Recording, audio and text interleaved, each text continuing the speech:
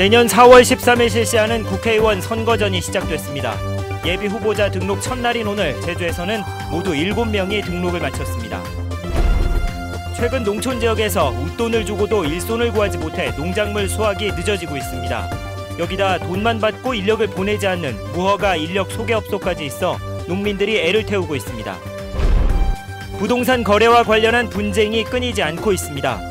계약 전에 땅의 용도나 근저당 설정 여부 등을 꼼꼼히 따지는 등 주의가 필요합니다. 제2공항과 인구 유입 등으로 부동산 거래가 폭증하고 있습니다. 제2공항 예정지인 성산읍의 지난달 거래량은 전달보다 갑절 이상 늘었습니다.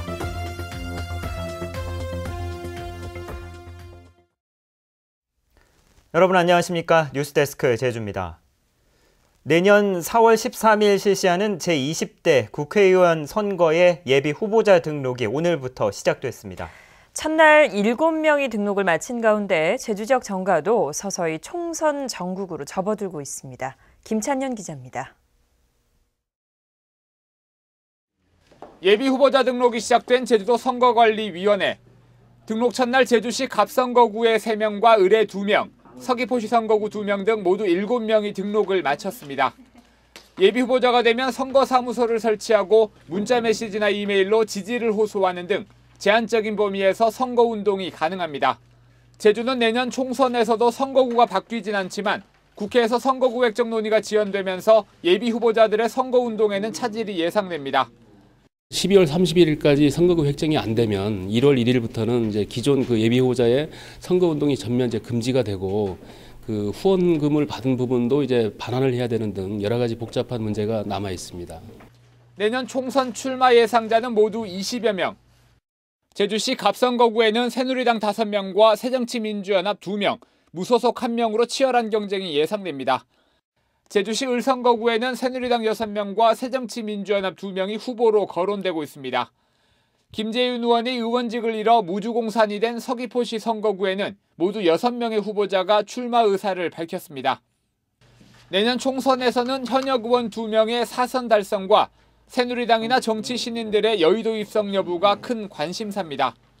또 안철수 의원의 탈당에 따른 향후 정계 개편도 큰 변수로 떠오르고 있습니다.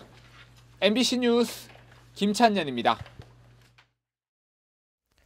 제주지방검찰청은 오늘 경찰과 선관위가 참여한 공안대책 지역협의회를 열고 금품선거와 흑색선전, 불법선전 등 3대 선거사범에 대해 총선일까지 집중 단속하기로 했습니다.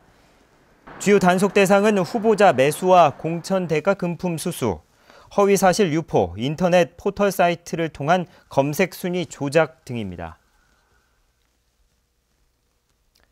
최근 궂은 날씨로 농산물 품질이 떨어지고 작황이 좋지 않아서 농가들이 애를 태우고 있는데요. 여기에다 웃돈을 주고도 수확할 일손을 제때 구하지 못해 이래저래 농민들의 시름이 더 깊어지고 있습니다. 이소현 기자가 취재했습니다. 비가 오락가락하지만 무수확이 한창입니다. 궂은 날씨 때문에 미뤄왔던 수확을 더 이상 미룰 수 없어 농민은 매일 20여 명의 인부를 쓰고 있습니다. 일당은 부르는 게 값이지만 인부를 구하는 건 하늘의 별 따기만큼 어렵습니다. 무값이라도 어느 정도 가면은 뭐 인건비 같은 거 올리는 건 상관없는데 뭐 무값도 안 가고 그러니까 인건비만 오르니까 우리 입장에서는 애로사항이 많아요. 그런 거. 무뿐만 아니라 당근과 감귤 등이 본격적인 수확철을 맞은 데다가 인건비까지 경쟁이 붙으면서 인력을 구하기는 만만치 않은 상황입니다.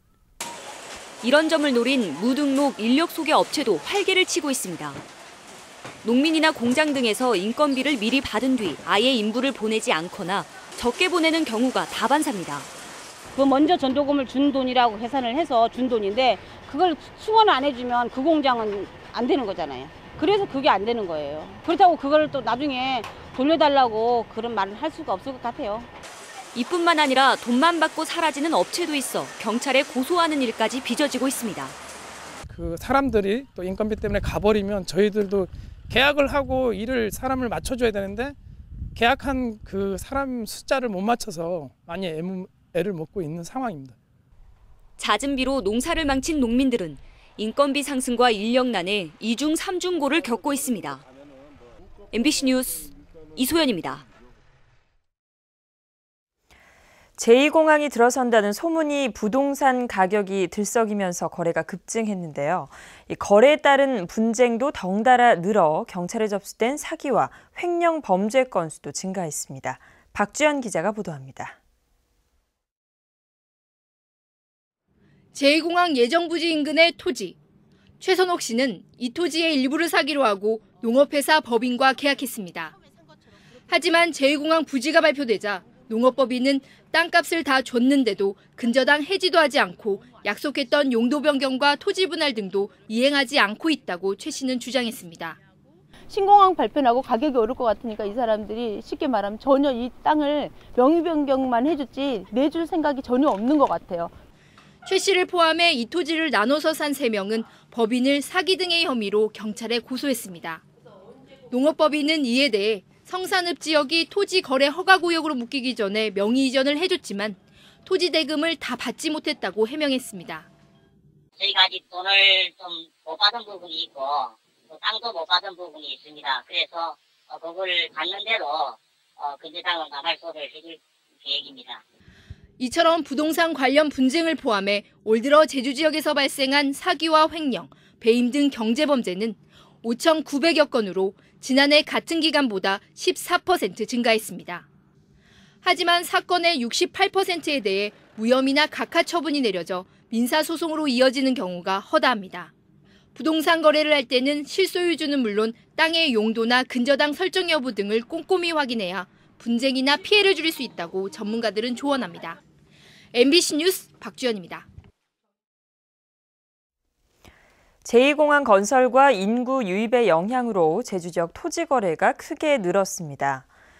제주도가 올 들어 지난달까지 토지 거래 현황을 분석한 결과 모두 6만 8천여 필지, 9,300만 제곱미터가 거래됐습니다. 이는 하루 평균 206필지로 지난해 같은 기간보다 필지 수는 22%, 면적은 32% 증가했습니다. 특히 성산읍은 지난달 한 달 동안 1,278필지가 매매돼 전달보다 130%가 늘었습니다. 최근 제2공항 발표 이후 인근 지역 부동산 개발과 관련한 허위 과장 광고가 잇따르고 있는 가운데 제주시는 불법 분양 현수막 500장을 철거하고 이를 게시한 업체에 대해 4천만 원의 과태료 처분을 예고했습니다. 해당 업체는 제주시 연동을 비롯한 주요 도로변 가로수와 전봇대 등에 신공항 호텔을 분양한다는 내용으로 허가를 받지 않고 현수막을 게시했습니다. 제주 제2공항 건설과 관련한 유언비어에 대해 제주도가 강력하게 대처하기로 했습니다. 제주도는 소음 피해 지역과 이주 가구 대상, 그리고 천연기념물인 수산동굴의 위치 등을 감안해 국토교통부가 제2공항 입지를 선정했다고 밝혔습니다. 또한 정석 비행장은 안개와 강풍 등의 악천후가 많아 결항률이 높을 수밖에 없어 후보지에서 제외됐다며 제2공항 입지와 관련해 제기되는 근거 없는 허위 사실에 대해서는 법적 책임을 묻겠다고 강조했습니다. 오늘 오후 3시 20분쯤 제주시 광령리 무수천 사거리에서 4.5톤 트럭이 신호 대기 중이던 차량을 들이받아 구중 추돌 사고가 났습니다. 이 사고로 렌터카 운전자 30살 김모 씨 등 4명이 다쳐 병원으로 옮겨졌으며 1시간가량 이 일대 교통이 정체됐습니다. 경찰은 갑자기 브레이크가 작동하지 않았다는 트럭 운전자의 말을 토대로 정확한 사고 경위를 조사하고 있습니다. 오늘 오전 10시 40분쯤 서귀포시 안덕면 동광리 평화로에서 1톤 화물차와 마티즈 승용차가 충돌했습니다. 이 사고로 화물차 운전자 49살 김모 씨가 숨지고 마티즈 운전자 56살 김모 씨가 크게 다쳐 병원에서 치료를 받고 있습니다. 경찰은 목격자 등을 대상으로 정확한 사고 경위를 조사하고 있습니다. 배타적 경제수역에서 불법으로 조업을 하던 중국 어선들이 무더기로 적발됐습니다. 제주해양경비안전본부는 최근 사흘 동안 불법 조업을 한 혐의로 중국 어선 10척을 납포했다고 밝혔습니다. 이들은 허가를 받지 않고 조업을 하거나 조업 일지를 거짓으로 작성한 혐의 등을 받고 있습니다. 올해 제주해경이 검거한 불법 조업 중국 어선은 모두 126척입니다. 제주 도내 모 사립대학 교수가 남의 저서를 자신의 이름으로 바꿔 출간하는 일명 표지가리 혐의로 재판에 넘겨졌습니다. 의정부지검은 저작권법 위반과 업무 방해 등의 혐의로 전국 110개 대학 교수 182명을 적발하고 74명을 불구속 기소했는데 이 가운데 제주도 내 모 사립대학 A 교수도 포함됐습니다. A 교수는 다른 교수의 저서를 이름만 바꿔 자신이 출간한 것처럼 속인 혐의를 받고 있습니다. 제주도 관광협회는 보도자료를 통해 제주도 내 내국인 면세점의 담배 판매 금지 방침은 국내 관광 활성화 정책에 반대된다며 재고를 요청했습니다. 특히 이 방침은 제주 관광 발전을 위한 연간 800억 원 규모의 투자 재원을 상실하는 결과를 초래한다며 지역 관광 활성화를 위해 반드시 철회돼야 한다고 주장했습니다. 겨울철 노로바이러스에 따른 장염주의보가 내려졌습니다. 제주도 보건환경연구원이 도내 협력 병원을 통해 급성 설사 질환자를 조사한 결과 급성 장염 바이러스 검출률은 7.6%였고 이 가운데 노로바이러스가 차지하는 비중이 52.3%로 지난해보다 3.2%포인트 상승했습니다.